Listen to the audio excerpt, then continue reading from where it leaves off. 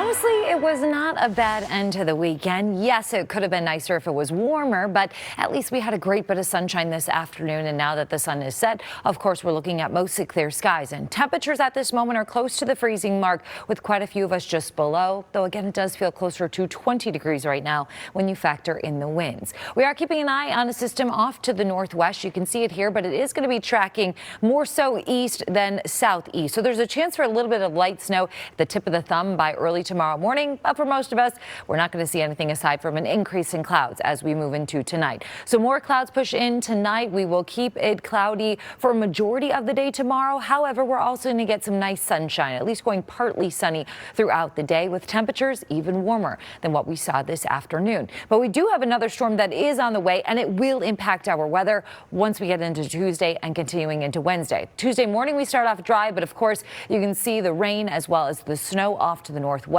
That'll eventually push through around mid-morning on Tuesday, and we will be looking at areas of rain and a few areas of snow, though you do have a better chance of rain on Tuesday just because temperatures are going to be warm. We're going to try to make it into the low 40s across the region. We'll have all this moisture move through a dry window as we move into Tuesday evening, but the entire system still hasn't made it through just yet. It will be continuing to push in showers, a little bit of rain early Wednesday, then transitioning back to snow, and we could see a dusting up to an inch as of right now of snow. It doesn't look to be a big snowstorm, but any sort of amount that we do get does create some slippery driving conditions across the area. So you'll need to keep an eye on the forecast, especially on Wednesday if you do have to travel into work, take your kids to school, or just driving anywhere. All right, as we get into tonight, we could have a couple pockets of refreezing with temperatures into the mid to upper 20s, but thanks to the daytime sunshine, a lot of the roads were able to dry out, which is always good to see.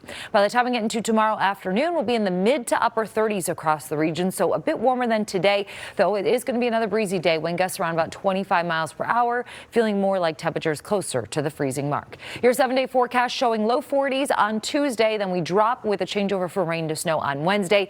We will end the week on a pretty chilly note with highs in the 20s and lows in the teens.